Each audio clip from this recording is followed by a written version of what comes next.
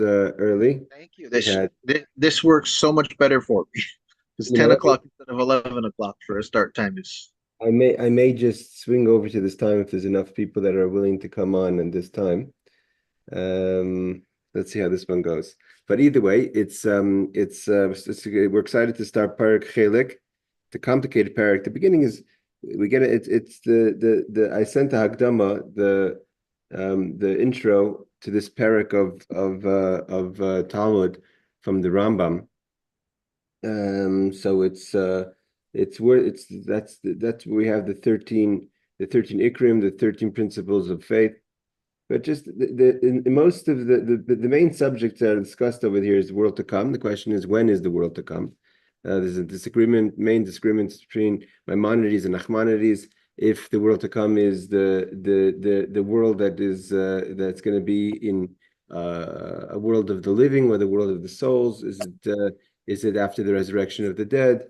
We have different time slots of when we say Mashiach is coming, is different time slots, and we're going to learn that is what does it mean Mashiach is coming? So the first 40 years is when the resurrection of the dead happens for everyone, when it happens for Hey Aaron, for certain righteous people. So there's different and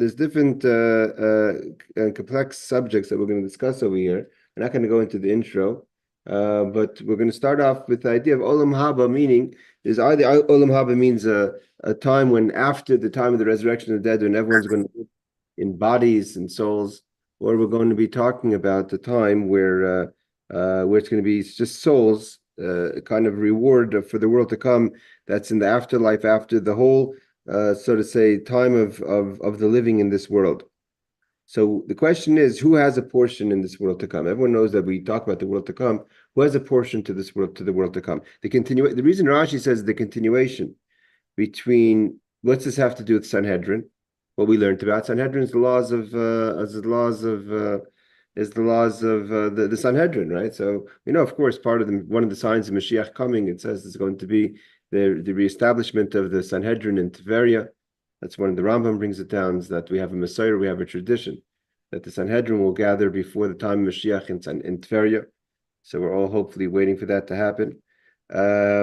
But what's the connection to Sanhedrin? So Rashi right away tells us the connection to Sanhedrin is that we just learned about the four types of death, or that are issued by the Sanhedrin in different. There's the choking, there's the stoning, there's the burning, and there's beheading.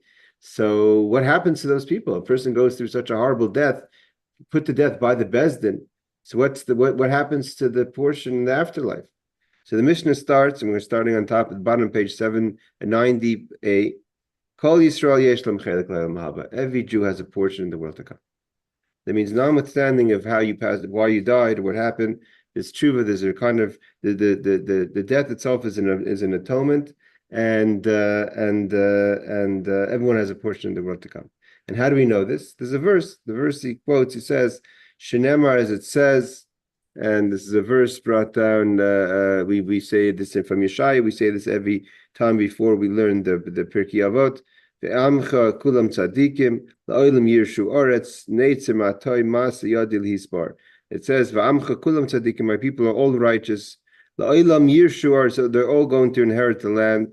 Neitzer matoy mas yadai, like the branch of my planting, the work of my hand, lispar, to beautify it. And therefore, the pasuk is referring to that everyone's going to inherit the world to come. Okay, so that's what we say, Kol Yisrael, meaning everyone. Now we're going to go to the exception, who's not everyone, right? Like Rashi says right away, Rashi says at the beginning we talk about the four deaths, and now we're going to go to explain. Now we're going to go and say that these people everyone who went through a death of Beis Din is going to have a portion in the world to come. And now we're going to go list who doesn't have a portion in the world to come. He says, these are people who are not going to have a portion in the world to come. Again, it's either the life after the resurrection of the dead, or it's the life after, or it's the life of souls, of reward, but whatever it is, whenever that's going to happen, there's going to be people then that are not going to be part of that. Who? So the Gemorah says, the Gemorah Mishnah says, someone who denies the concept of the resurrection of the dead, that it's not biblical. It's not that it's not going to happen. It's not min Torah. It's not biblical. And we're going to see the commentaries explain about this. The Ein Torah min Shemaim, or someone who says the Torah is not from heaven, that Moshe made it up. Apikoris, a person who's a heretic. Rabbi Kiva adds to the list, Af HaKoir B'Sfarim Chitzaynim, very extreme. Someone who reads external books, meaning non-Jewish connected, affiliated books of philosophy. So we'll see what that means. The Gemara doesn't explain. Or if someone who tries to speak to sort of kind of to mutter to a wound and say using all kind of wordings, quoting a verse that says that all the illnesses that in Egypt I won't put upon you. So if a person tries to add to that as if it's some sort of hocus pocus on a wound, so we're going to see exactly what's the sin there. And the quote, Ki ani Hashem Rafa'echa, I'm God, your healer, it's kind of messing around with the verses and God making light of the concept. Some people say that they would spit or something. So something that was kind of a superstitious kind of way of dealing with illnesses, using verses. So that's also a person who's not going to be included in the world to come. So I have a note here on what it means by external literature. Mm-hmm. And what it says here is where Rabbi Akiva is talking about are apocryphal books that were not included in the Tanakh. So we have, prophets, right? We have Nevi'im, we have Malachim, we have all these books that are part of the Tanakh, and there were some other books, and the one he gives as a example here is Ben Sira. Interesting. It could be the Gemara isn't discussed. The commentators I have over here says the Gemara isn't discussed later. But if the comment you're saying that the Gemara on your side, but you says even someone who studies Ben Sira, what Ariel was referring to is what it's saying is specifically in reference to those. So not necessarily in reference to someone who talks, reads Aristotle, but someone who reads Apocrypha. Mm-hmm. Okay, that's interesting because basically what they're saying is if the rabbis decided not to include it into the Tanakh, so one should not be learning it. Interesting, thank you, Ariel. Either way, we have to understand that the Gemara doesn't discuss it. Why is that a person who's not worthy in the world to come? I mean, that's even if you shouldn't, but that's a pretty harsh sin, harsh punishment. We're going to look at each one of them. Abishol adds. A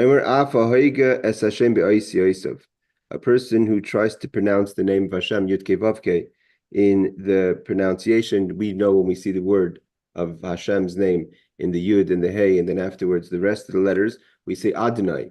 That's how we pronounce it, Baruch Hashem Adonai.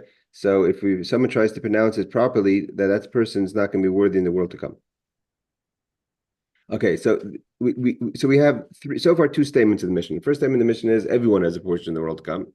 And then we say who doesn't have a portion in the world to come, meaning to say anyone who is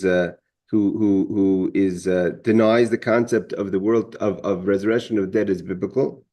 Someone who denies Torah from heaven, a heretic. Rabbi Kiva adds someone who reads external books, like you said, this external literature, let's say Ben Sira.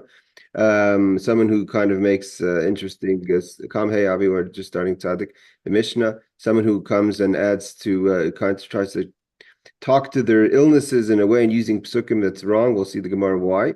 Abishol says even someone who pronounces the full name of Hashem. We'll learn the Rashi in a second. Now we start naming a list of who are these people. Some people. The list isn't so long, so it's not to get too nervous. It says Shloisha Malachim. There are three kings. There's four common people that do not have a portion in the world to come. Who are the three kings? It means kings of the Jewish people. So Shloisha Malachim is Yeravam. Yeravam is the first king of Israel. Achav, which was a few kings later. Two of them both were considered heavy sinners, not just that they were chaytim, that they were sinners, but they were machtes rabim. They instigated others to sin. Yeravim is the one after King Solomon who broke off the second kingdom. We're going to learn about him, and he erected two idols in Dan, and had the people serving the idols as opposed to going to the Beis Hamikdash. So he's like the Mishnah Preke Chelek says, he was a chaytim machte. He was a person who sinned and he had others sin. And Menashe Achav was a pretty. We'll learn about Achav. He's also a harsh king, and both in Avodah Zarah and murder, other things. He's the time of Elisha and Eliyahu Hanavi. And Menashe is actually king of Yehuda. Menashe was the son of Chizkiyahu, unfortunately. And hey, Shoki, we're just finishing the Mishnah. So Menashe was the son of Chizkiyahu. Also, he actually was, I think, the longest king of Yehuda. However, that said, he was a very harsh king. He was considered a murderous king, and not only that, idol worship, etc. He killed Yeshaya. He killed his grandfather. His grandfather was Yeshaya Navi. So Rabbi Yehuda Omer Menashe yesh lachet l'mabah. But Rabbi Yehuda disagrees with the Mishnah, and he says Menashe does have a portion of the world to come. Why? Shenemera, because it says what happened was Menashe ended up becoming a captive himself of a foreign king, I think Bavel. And when he became captive, he was or Assyria. And when he became captive, he prayed to Hashem. He prayed first to all his other gods, and they didn't answer him. So then he prayed to Hashem.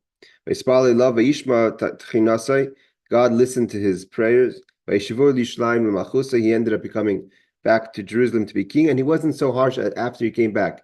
It said he didn't serve idols. He still was pretty. He wasn't the best king afterwards, but he wasn't as harsh as he was before he was taken captive. He kind of mellowed a bit. So the Mishnah, the Tanakama disagrees with Rabbi Yehuda. So Rabbi Yehuda wants to learn the very fact that God brought him back to his kingdom and listened to his prayers, a sign that he was forgiven and so forth. Therefore, he should have a portion in the world to come. So the Mishnah answers, the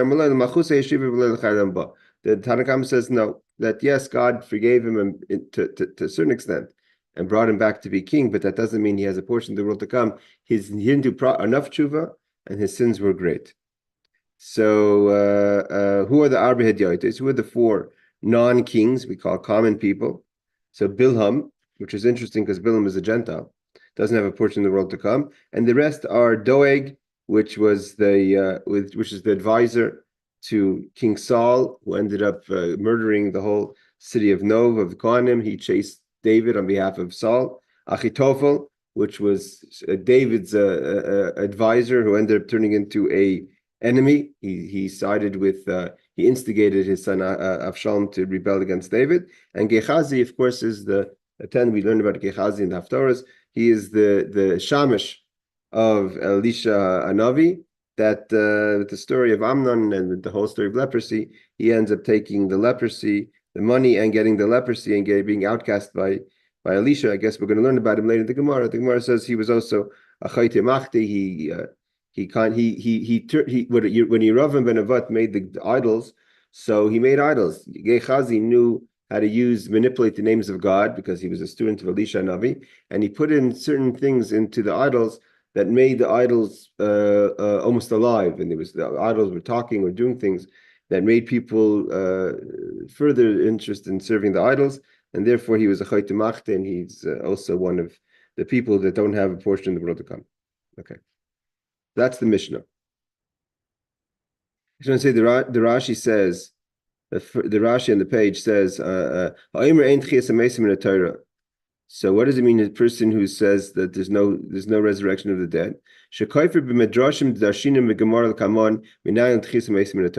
That what does it mean? He a person who doesn't believe or in a kofar, someone who doesn't believe in that there's resurrection of the dead from the Torah, that all the Gemorah that we're going to learn now that teaches us where do we know from the Torah that there is the concept of the resurrection of the dead, that person he or she doesn't agree with that. So Filu Yehem, but here Rashi says something very important. That's why I want to learn this Rashi.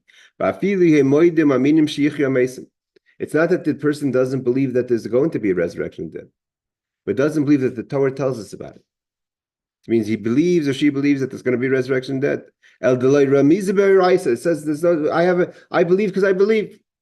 Why the person believes doesn't say, but the person believes. Maybe he has tradition. He went to yeshiva, but he says it's not biblical. There's no hint in the Torah. He's considered a heretic because he doesn't believe that the Torah tells us, that there's hints to us that there's going to be the concept of the resurrection of the dead. So here Rashi tells us an amazing thing. What do we need him in his beliefs? How do you know it's going to be like that? Because you decided, because you have a tradition, because your grandfather believed in the resurrection of the dead, and because your identity as a Jew is that you believe in this resurrection of the dead. If you don't believe that the Torah tells us it's the source of it, so then you don't have a portion in the world to come. Rashi says that's a kofar. It's a very important Rashi, because it's a very important Rashi. I mean, like they say, better to be a shogeg than a mesid. What Rashi is saying is that we have a lot of things in Yiddishkeit that are Messiahs, beliefs. We believe that as a Jew, I believe these things. But when it comes to tell me the source of it, they say, well, it's not, it's a tradition we have. But to say that the Torah tells us, that God told us that it's going to be resurrection of the dead, that's not that. I don't need that. I don't believe in that. And Rashi says we don't need your belief, we don't need your traditions. If you don't agree and acknowledge that things come from Torah itself, then you're a kofar. You're kofar Gemorah, Rashi says.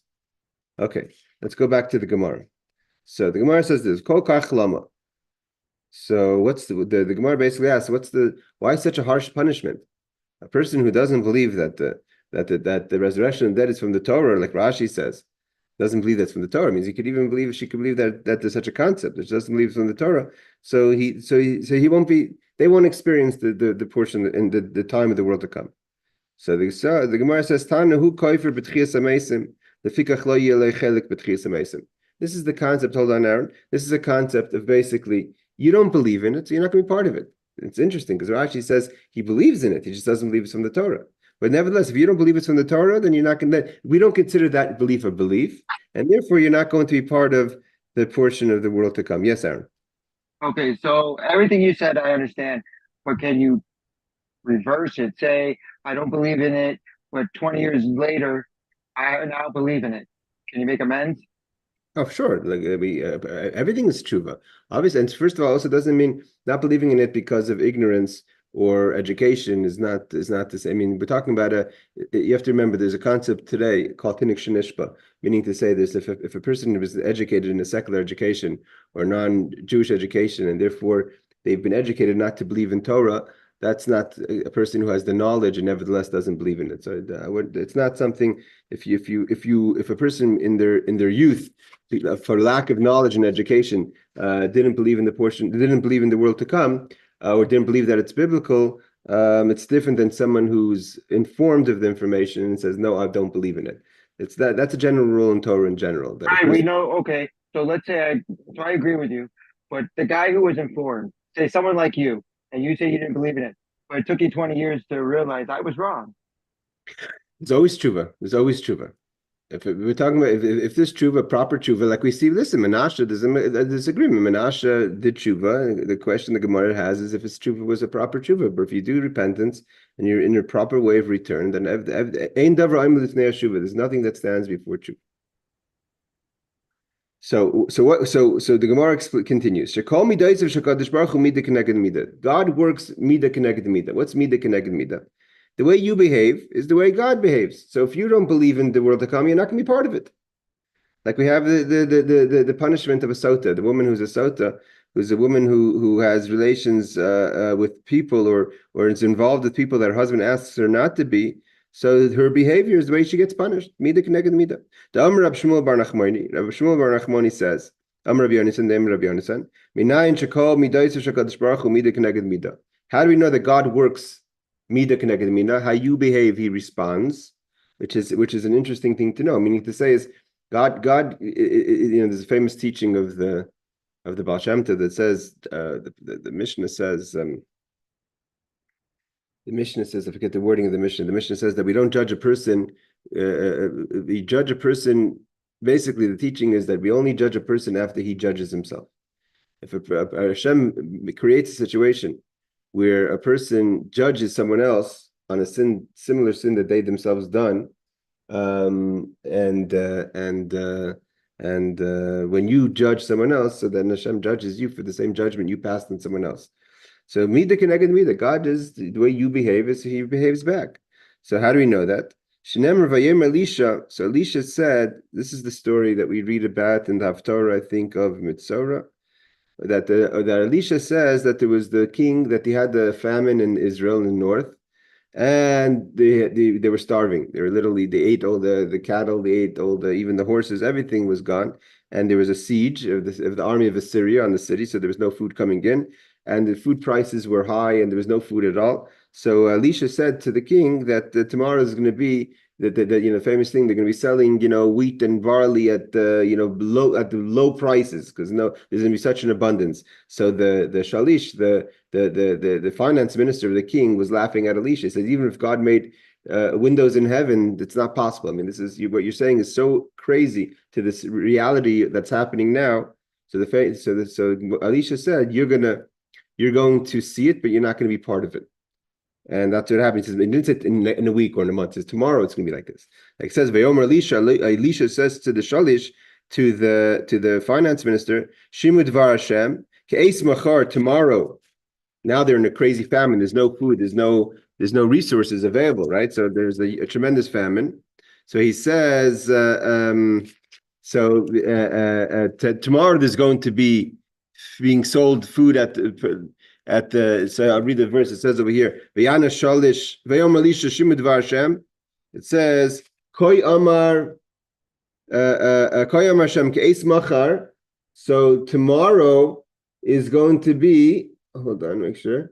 It says, Ke'es Machar, tomorrow is going to be enough food, Sa'ah, Silas B'Shekel. They're going to be selling the sa'ah, which is a kind of grain, at a shekel, which is a low amount of money. With the saim sa'irim, and a small amount of barley is going to be at a shekel by in the gates of the Shomron. So, Vayom Elisha Shimu Dvar Hashem Machar, Ke'es Machar, Sosas B'Shekel, Saim Sa'irim B'Shekel, B'Shar Shomron, which is the capital of the north of Israel at the time. And it says, Vayana Shalish, that the finance minister answered to Elisha, that the king relied on him. As he responded to Elisha, which is the man of God. Even if God made windows in heaven, could that happen? It's not possible. And that Elisha responded to him. He says, you're going to see the story. You're going to see how the prices are going to drop, tank, actually, and you're not going to be able to eat from the food. Means what happened? And it says, that's what happened. That he was stoned. What happened was, so the story was obviously that the Gehazi, back to Gehazi, it says that there was 3 leopards that saw that the city of God made a miracle, and the army of Assyria ran away, and they left there tons of food and barley and all the resources that they kept outside the city, and because of their encampment around the city, and they ran away, and there was all this food and all this availability, and they went and they told it to the gatekeeper, and everyone came to go get the food, and the shalish, the finance minister, wanted to make order. That shouldn't just be that people are storming and attacking the food, and they stoned him to death. They ran him over. They trampled him to death. So it says, that's what happened. Like Elisha said, he was trampled to death by the gate. He was trying to control that the people shouldn't, which was his job really, but he didn't believe in Hashem, and therefore vayamas, and he died. So here we see that Midah Keneged Midah. He made fun, he mocked the prophet about the prophecy of the food, and he himself didn't end up having to share from the food. So the Gemara says, one second, maybe it wasn't that God acts Midah Keneged Midah. It could be that we know that Hashem listens obviously to the righteous, and Elisha cursed him for questioning him, mocking the prophet and the prophecy that he said in the name of Hashem to the king. So maybe that's why he was trampled to death. So Rabbi Yehuda Marav says, that we know Rabbi Yehuda says that even if a person, if a chacham, if a wise person curses someone, even if it's not 100% that the person was worthy of it, but if the chacham, if the holy person curses the person, you could get punished. So maybe it's not a sign that God acts Midah Keneged Midah.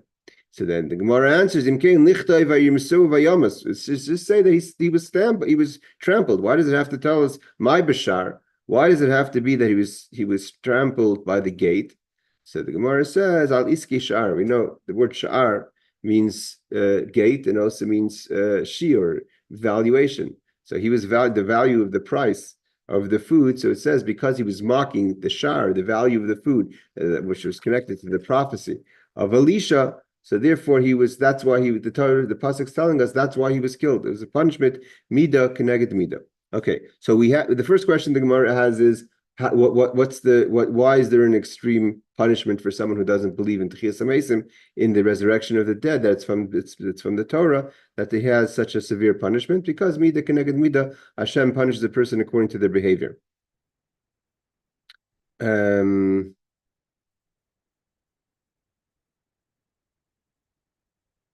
Okay.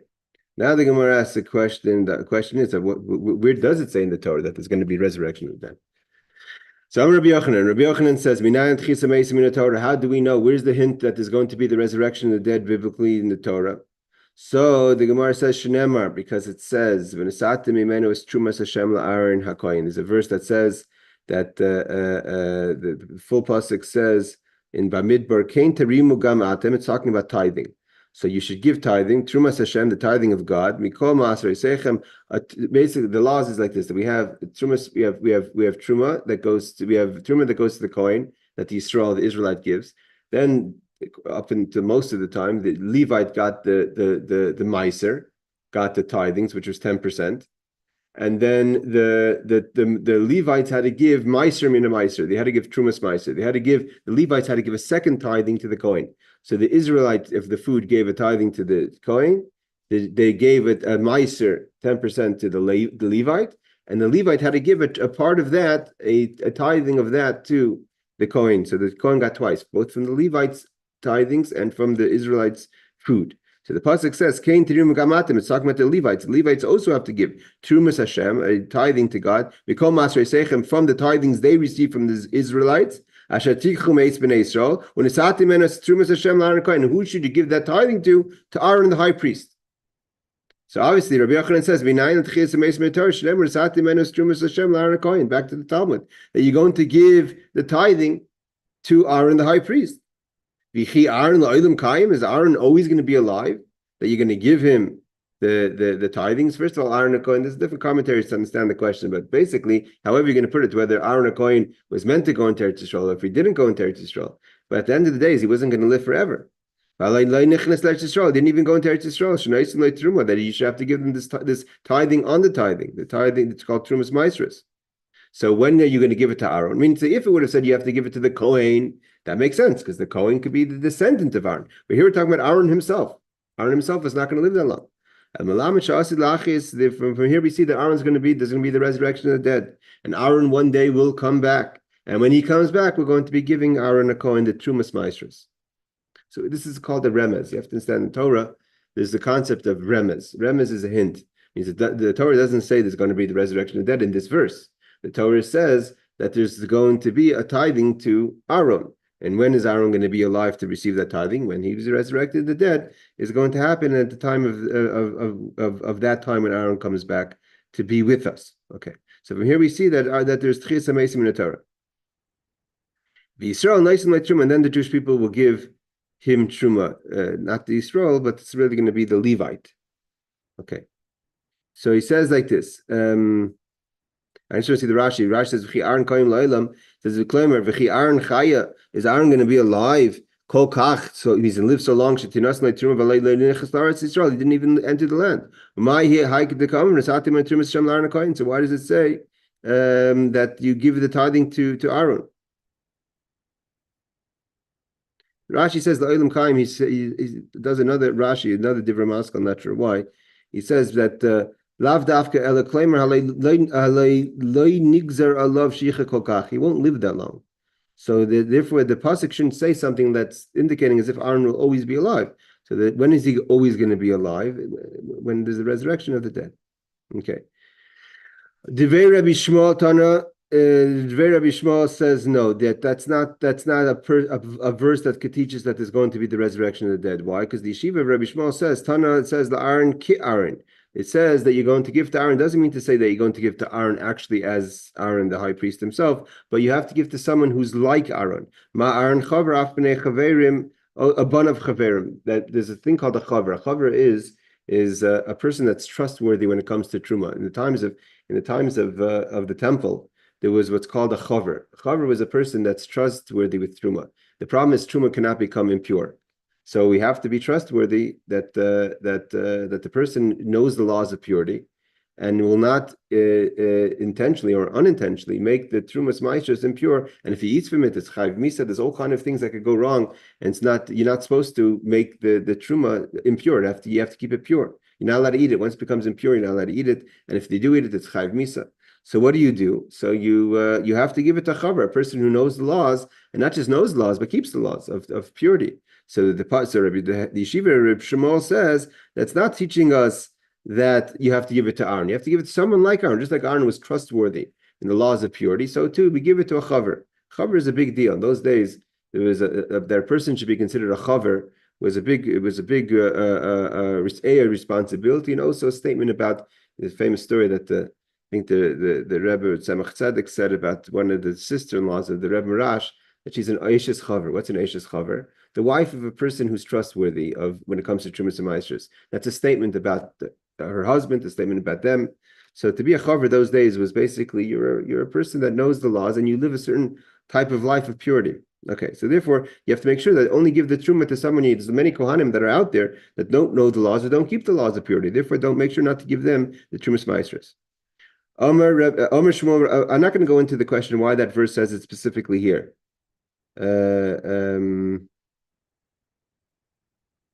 Because there's other trumas that doesn't say the Arna coin. Maybe it's coming to teach us in all tithings, or if it's talking about just the trumas meisters. So it says Amar Rabbi Shmuel bar Nachmani. Rabbi Shmuel bar Nachmani says, Amar Rabbi Yonasan, Minayin she'ein noisen truma lekoyin amaretz. This is a continuation of the statement of Rabbi Shmuel, of the yeshiva Rabbi Shmuel. How do we know that we do not give tithings to a kohen who is a ignoramus, meaning doesn't know how to keep the laws of purity? Talking about purity means is all kind of laws of purity. When if you go to, a coin it can happen. A coin becomes impure, but you have to make sure you purify yourself before you touch and eat the truma. So how do we know that you don't give a coin to an ignoramus? It's not going to know to keep the laws. It says that he said to the people, those who live in Jerusalem, so they should be strong in the Torah Hashem. A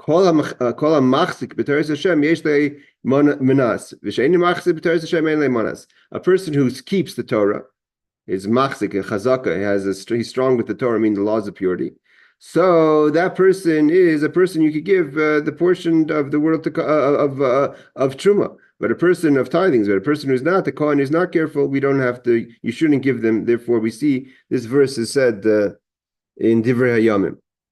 The Divrei Hayamim talks about a person that we see also a verse to tell us that he's supposed to give only Trumas and Maasros, the person who's a chaver, who keeps the laws of purity. I don't know if Shmuel bar Nachmani is arguing to say now that therefore we could use the first verse that the Gemorah used from Rabbi Yochanan, that La'arna Kohen, now that we have the second verse in Divrei Yomim, so maybe we wouldn't have to have the verse again in Divrei Yomim. Yes, Aaron.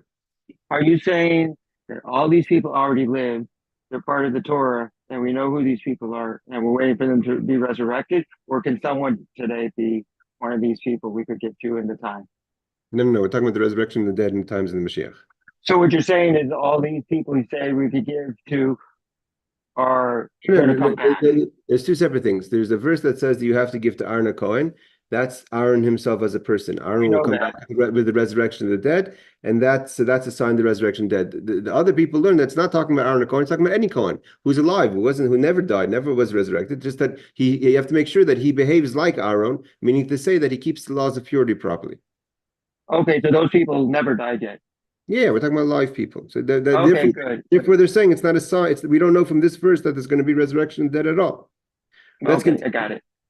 Omer Ravacher, the continuation on this line, Ravacher says that Barada, the son of Ada, says the name of Yehuda, called nice and truma kohen. If a person gives truma to a kohen who is an Amaris, who's an ignoramus, lifnei Ari, it's like giving something to a lion.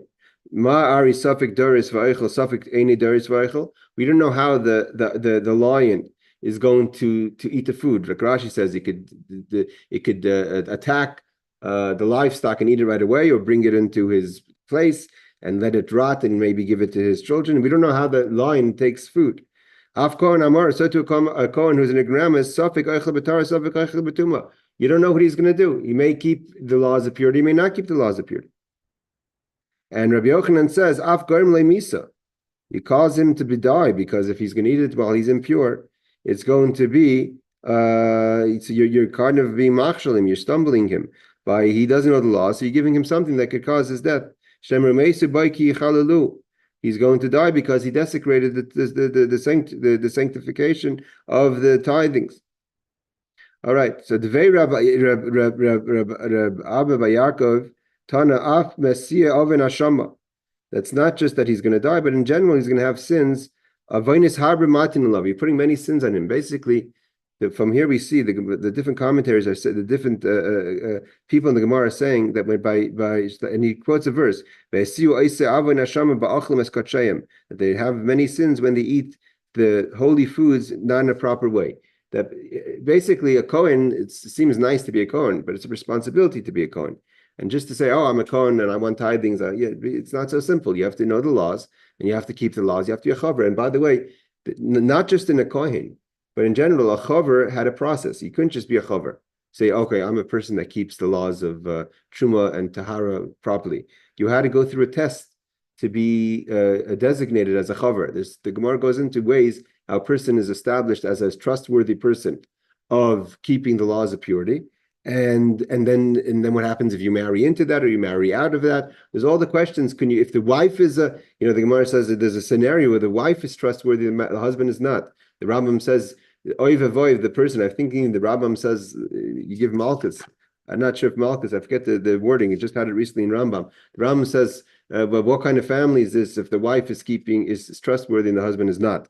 But it's not saying that should be in the reverse. But if that's a situation where that's the kind of house we're dealing with, that there's one is trustworthy in Maisha, one is not. But there's all kind of laws when it comes to chaver. What you could eat in the house, when could you eat in the house? Could you eat foods that if the woman's not trustworthy, right? If the woman's not you have to remember it's not so simple. To be a person who keeps Meiser is difficult, right? You have to know the laws. So sometimes a person may not keep it, and you don't know what's going on in the kitchen. So a person comes to be a guest in someone's house and says, I know the husband looks like a nice guy. He's considered a chaver, but the wife has a reputation that she's not. So could you eat in that person's house? It was very complicated. It wasn't simple to be a chaver and what established and what made you a chaver. So we say basically the bottom line is that from here we see that you don't just give trumas and maestros to anyone.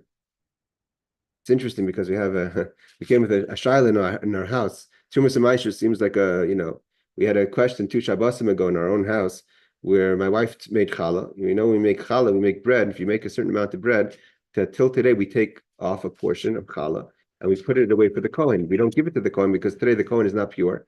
So the woman usually, or the man, whoever's making the challah, we burn the challah, right? We burn that little piece of challah that's for the Kohen. We burn it and we put it aside.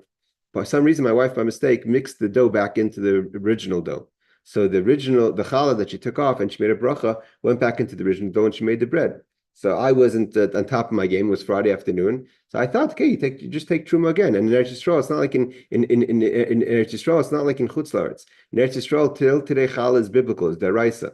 So it's not simple at all. So we had to take I thought that what you do is you take challah a second time.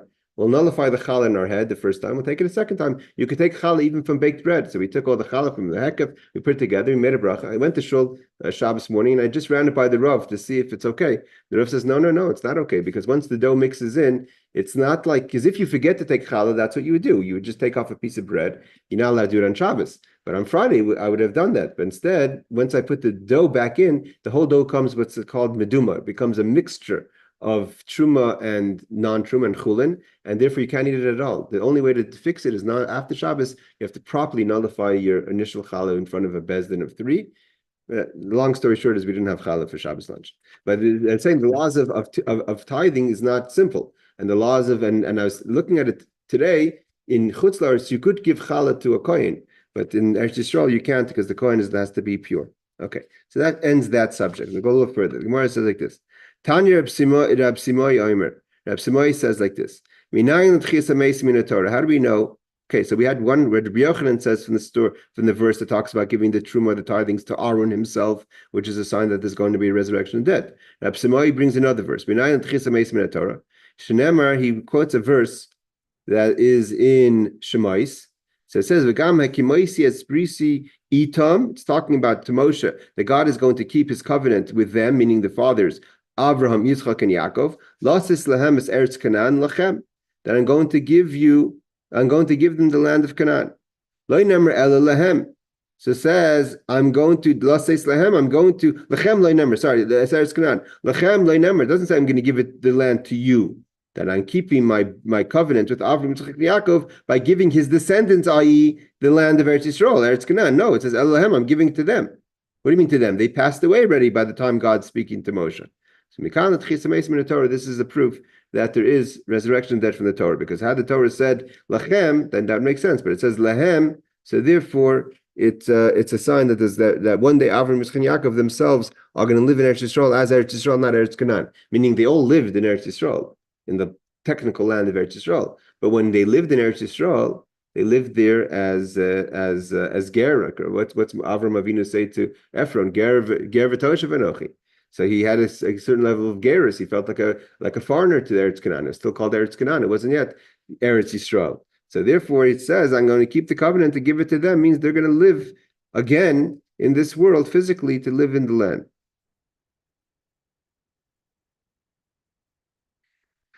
Okay, so he says, let's just go a little further. There's a concept here called Tzedek Gam Geshem Kam is a siman about the subjects we're going to talk. We're going to learn about interesting cases over here. Basically, in the times of the Mishnah, Rabbi Gamliel was in the times of the destruction. Rabbi Gamliel Zokin was after the destruction of the Second Temple, but he was one of the great sages of the Mishnah of Yavna. This Rabbi Gamliel of Yavna. So they had a lot of interactions with the Romans of the time, whether it was in Rome or Eretz Yisrael, and they were very knowledgeable of the Torah. You have to remember that was this was already after the beginnings of Christianity, and people were studying Torah not from different angles, and there were different ways of teaching the Torah. And evidently, the original Christians, from the minim that we understand, did not believe in Tchias HaMesim, in the resurrection of the dead. I'm not going to get into theology of that, but it seems like that. Shalu min nin es Rabbi Gamliel. So a heretic asked Rabbi Gamliel, the great sage, how do we know that God is going to resurrect the dead? He said to them, this is a group of people, says, I'll give you a proof from the Bible itself, from the prophets, meaning the Navi, the Tanakh, and from the Ksuvim, from the writings. Means there's the Torah is divided into three. There's the 5 books of Moses, there's the Nevi'im, and then there's the Ksuvim, like Tehillim, Geheles, etc. Shir Shirim. And the Gemorah tells us that they didn't accept his answers. Mina Torah, what's the answer from the Torah? It says the Chsiv Vayem Hashem. Again, why Rav and Gamliel didn't quote the other verses is a question, but this is the verse he quotes. Vayem Hashem el Moshe, Hinech shoichev im aveisecha. You're going to rest. Obviously, it means you're going to pass away with your elders, become, and then you're going to stand up again. Now, the question is, where's the comma? The Gemorah, Rabbi Gamliel quoted, the verse is in 7, the verse is in Dvarim. So if you read the whole verse, the verse is like this. The verse says, Vayom Hashem Moshe, God said to Moshe that you're going to rest with your elders, means Moshe is going to pass away. And God says, when you pass away, eventually, after Yehoshua, the people are going to come and they're going to start serving foreign gods, meaning idols. God says, I'm going to the covenant's going to be broken, and that's leading up to the Hazinu, etc. Now the question is, where does the word "become"? So seemingly, if you read the verse, you could say that Moshe is going to pass away, and then the people are going to stand up and going to rebel against Hashem. But Rabbi Gamliel says, no, you should read the verse. You're going to pass away and then be resurrected again. And then the pasuk continues to talk about the Jewish people eventually serving idols after Moshe's initial passing away. So he says, Moshe says, Rabbi Gamliel quotes this pasuk. And that's where you put the comma. So the minim, the heretic said, no. How do you know to put the comma there? Maybe put the comma after the words imavosecha and say v'dilma v'kama amazev v'zona, and maybe that the word v'kam means that the people are going to stand up and rebel against Hashem after the passing of Moshe. So they said this is not a proof from the Torah that there's going to be resurrection of the dead, because the pasuk could be learned either way. Mina Nevi'im, he said from the Nevi'im. The Chsiv, he says, Yichyu Meisecha, the pasuk is in 8. The pasuk is in Yeshaya Navi, says, Yichyu Meisecha, Nivelasi, Yikuman Heikitzu Viranu Shechin Afra. This is the famous verse. It's going to be woken up those who are lying in the earth. Kital Iris Talecha, Be'eretz Refaim Tapil. So it's going to be a time of the resurrection of the dead. So he says that from here we see, it says, the pasuk says, they're going to wake up for those who sleep in the ground. So he says, Vidilma Mesim, so they said that's not a proof. Why? Vidilma Mesim, Yeshaya Navi, like Rashi says, lived many years before the prophet Yecheskel. Maybe he's prophesying about the one-time event that Yecheskel resurrected the dead. So it's not a proof that there's going to be a resurrection later at the time of Mashiach. That's it. He said that there's that the concept that there's going to be a resurrection of the dead. You're right. You have a verse in Yeshaya, but it doesn't mean that it's going to be a thing that happens for everyone. Maybe it's talking about only for the people that Yecheskel bring back to life in the prophecy of Yecheskel. Like Rashi says, the Hikra Yichyu Mesim, Yeshaya Amrav who kaidim Yecheskel. Yeshaya said, and he lives before Yecheskel. Shnisnavi me Yecheskel. Yeshaya lived in the days of Cheskel. Vaymisnavi pasuk zal Shahaya Asid Yecheskel Achtu Mesim. Maybe he's talking about that Yecheskel is going to resurrect the dead. But there's no proof that in the world to come there's going to be a resurrection of the dead. The next verse, Rabbi Shmuel doesn't. From here we see that there's it doesn't say Rabbi Gamliel was arguing back and forth. They asked Rabbi Gamliel a question. He said, I don't, this is the verses. You don't accept it, but these are the verses. Another verse, he says, the verse says like this. These are all very famous verses. So it says in Shir Hashirim that v'chiach, it's like sweet, like good wine. Goes to my beloved, those who are resting, those who are sleeping and remove their lips. So it says that the people who are sleeping mean the people who are dead are going to move their lips. So it's a proof that they're going to talk again. So maybe maybe they're going to just be moving their lips in the grave. But it doesn't mean that they're going to be moving their lips while there's a resurrection of the dead. And how do we know there's such a concept? It's a famous Gemorah. Rabbi Yochanan, Mishum Rabbi Shimon ben Yetzadok. Rabbi Yochanan says the name of Rabbi Shimon, the son of Yetzadok. Call me Shneimar Halach B'Shmai. Someone who says a Torah in the name of someone. In this world, the person who you're quoting, even if that person passed away, their lips are moving in the grave. So it's Shneimar that there's the movement of the lips of the people who are resting. So here we see clearly that it's not a proof that the moving of the lips is the resurrection of the dead. You could be moving the lips while you're in the ground if you learn someone's Torah. So they didn't accept any of those three verses. He quoted,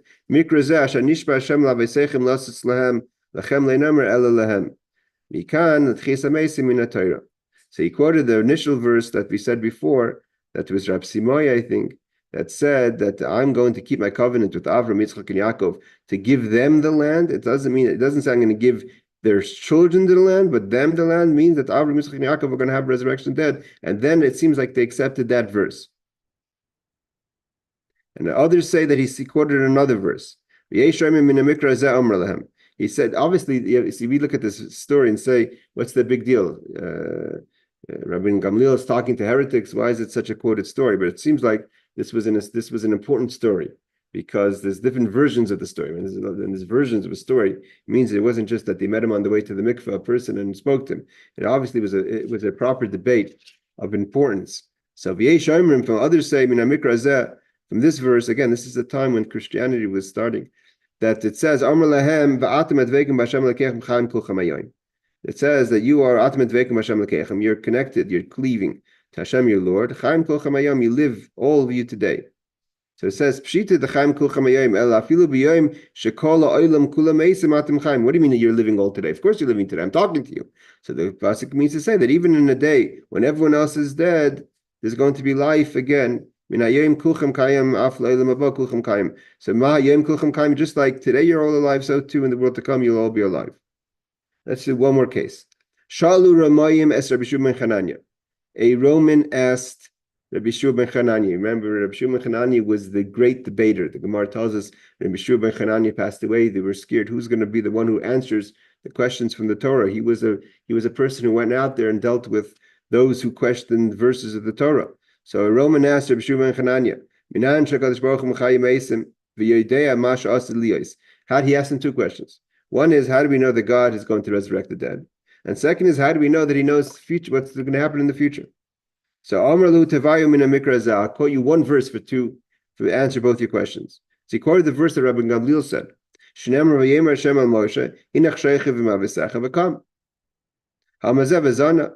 So he says that you're going to rest with your elders, means Moshe is going to die. He's going to stand up. And then it continues, and the people are going to serve idols. That's futuristic. So one is that he says Moshe is going to become alive again, and also he says about the future, the Jewish people are going to sin, and they did.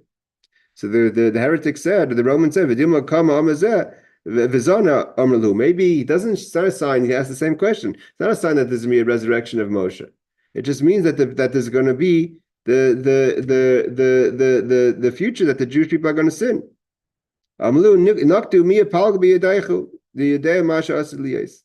So the Rabbi Gamliel, Rabbi Yeshua tricked this person, right? The person had two questions. Evidently, when you ask, the Rebbe teaches that if you ask two questions, it's because they're connected to each other. So they asked in one question, two questions. How do we know that there's resurrection of the dead? And how do we know that God knows the future? In the questions, obviously, some way or another, and there's a hint that there's a connection to the two questions. Seemingly, they have no connection, but there is a connection. So Rabbi Yeshua answered them with a trick pasuk. Why trick pasuk? Because the pasuk is either or. Either means Moshe is going to be resurrected, or it means God knows the future. But it can't be neither. And therefore, they asked the question. So he quoted the pasuk. It says Moshe is going to pass away. The Kami is going to stand up, and the Jewish people are going to sin. So they said maybe it means that Moshe is going to pass away, stop, and then the Jewish people are going to sin. So he says that from the verse to see clearly that there is future. So from the very fact that I guess that the pasuk itself, one pasuk answers two questions, so it seems like Rabbi Yeshua was hinting that your two questions is really one question. And once half of the question is answered, and the other half would obviously be answered as well. Doesn't explain anywhere. Ariel, does Rabbi Steinsaltz give an explanation on Rabbi Yeshua here? And let's see if it says over here. No, it doesn't have over here.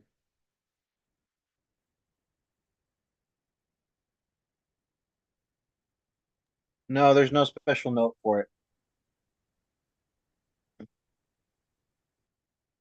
Here he says over here, he brings down from the Marsha. He says, because of Marsha, Shema kach amrlam. This is what Rabbi Shua said to them. The pasuk itself become, like you said, could go either way. And you don't know if it means resurrection of the dead or the future. But half of it does mean. Means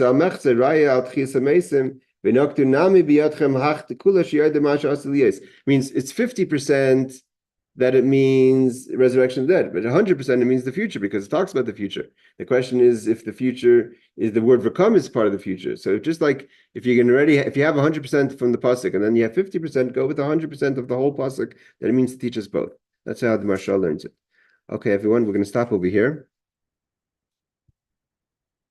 and we'll pick up next week. Laila Tov, thanks for joining early.